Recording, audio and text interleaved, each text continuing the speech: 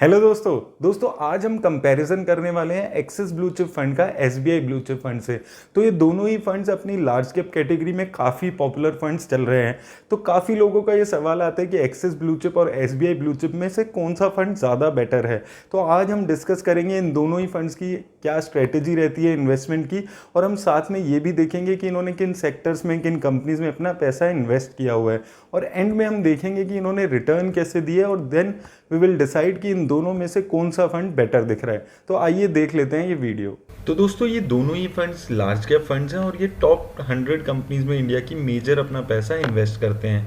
अब अगर हम एक्सिस ब्लू चिप के बेंचमार्क इंडेक्स की बात करें तो Nifty 50 TRI axis blue chip का बेंचमार्क इंडेक्स है। वहीं अगर हम एसबीआई ब्लू चिप की बात करते हैं तो इसका बेंचमार्क इंडेक्स बीएसई 100 टीआरआई चल रहा है। अब अगर हम बात करें इनके एसेट अंडर मैनेजमेंट की तो एक्सिस ब्लू चिप का जो एसेट अंडर मैनेजमेंट है वो 25,000 करोड़ के आसपास का चल रहा है। वहीं अगर हम एसबीआई ब्लू चिप का एसेट अंडर मैनेजमेंट देखते हैं तो वो 26,000 करोड़ से ज़्यादा का हो चुका है। तो एसेट अंडर मैनेजमेंट इन दोनों ही फंड्स का काफ़ी ज़्यादा हो चुका है। अब अगर इनके एक्सपेंस रेशो पे हम बात करें तो एक्सिस ब्लू चिप का जो एक्सपेंस रेशो है वो 0.5% चल रहा है।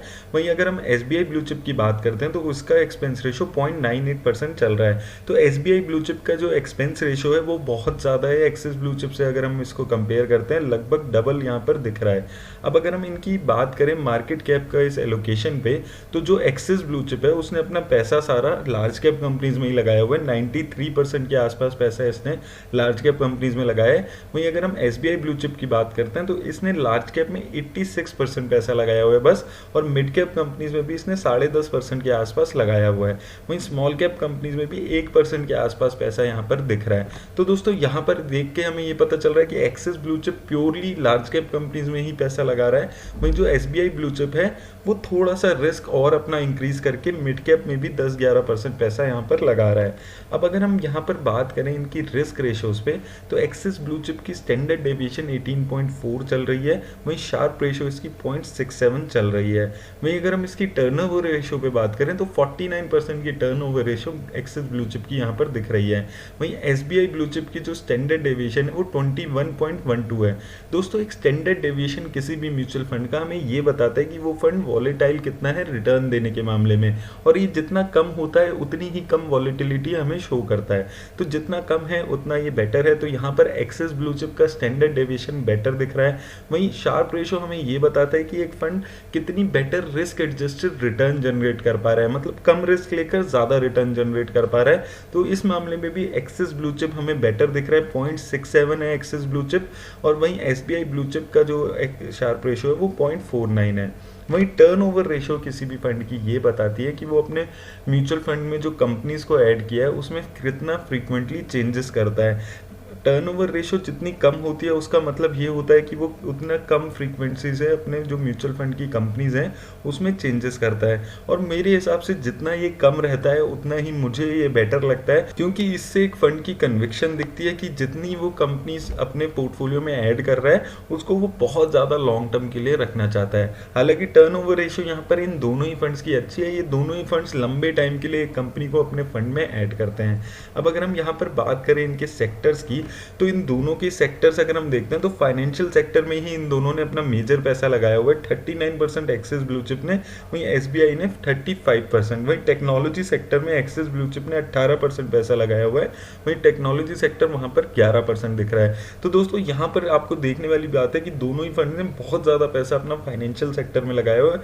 दोस्तों यहाँ इन दोनों फंड्स में अगर हम सेक्टर कंपेरिजन करते हैं तो फाइनेंशियल, टेक्नोलॉजी और हेल्थ केयर सेक्टर इन दोनों फंड्स में यहाँ पर हमें कॉमन दिख रहे हैं। अब आइए दोस्तों हम ये देख लेते हैं कि इन दोनों फंड्स में टॉप 10 कंपनीज कौन सी हैं। अब अगर हम यहाँ पर एक्सिस ब्लू चिप की कंपनीज देखते हैं तो इसने मेजर पैसा अपना Infosys, Bajaj finance, HDFC bank, TCS और कोटक महिंद्रा जैसी कंपनीज में यहाँ पर लगाया हुआ है। वहीं एसबीआई ब्लू चिप में भी सबसे ज़्यादा पैसा इसने एचडीएफसी बैंक में है, then ICICI bank, Infosys, HTL tech और एलएनटी जैसी कंपनी टॉप 5 में यहाँ पर दिख रही है।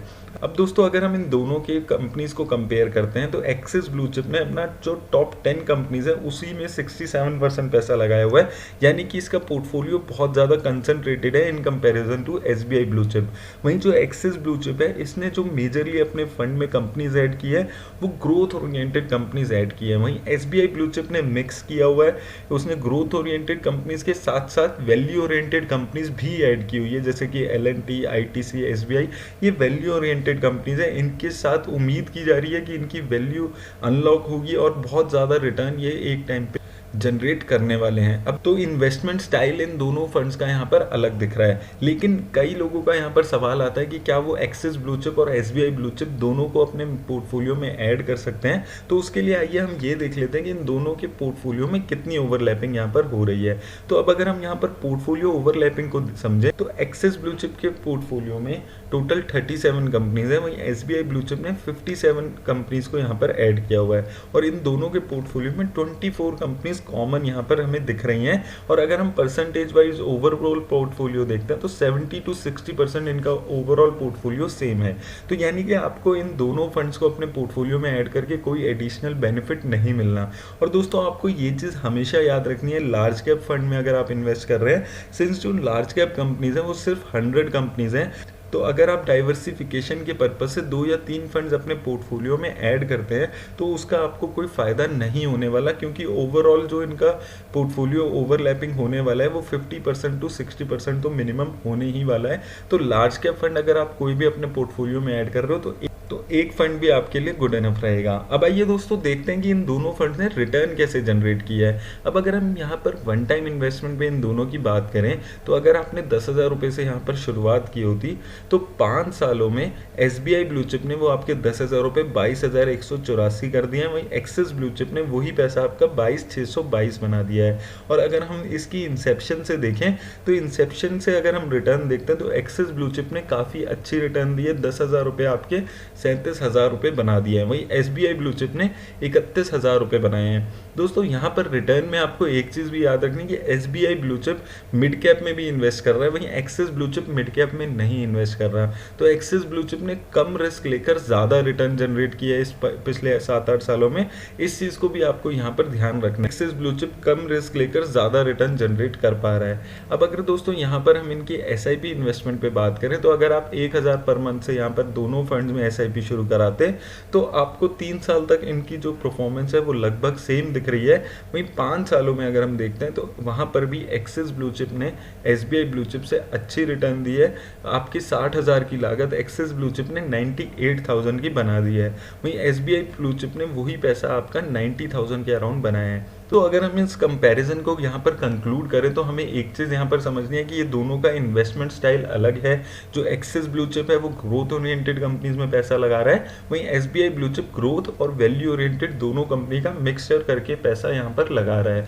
और रिस्क रेशियोज के मामले में axis blue chip SBI blue chip से बेटर यहाँ पर दिख रहा है। और अगर हम यहाँ पर रिटर्न की बात करते हैं तो 5 सालों में एक्सिस ब्लू चिप ने एसबीआई ब्लू चिप से बेटर रिटर्न दी है।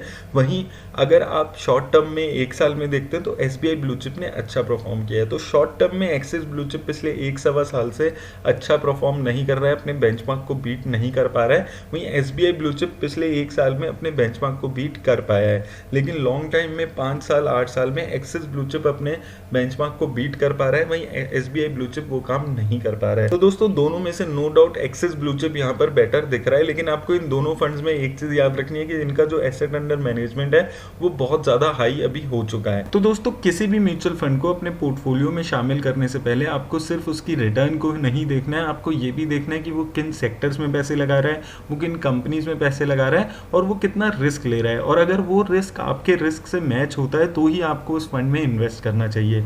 मेरी तरफ से दोस्तों आज इस फंड पे इतना ही। अगर आपको ये वीडियो अच्छी लगी तो इसे लाइक और शेयर ज़रूर कर दें और मेरा चैनल भी सब्सक्राइब करना ना भूलें। धन्यवाद।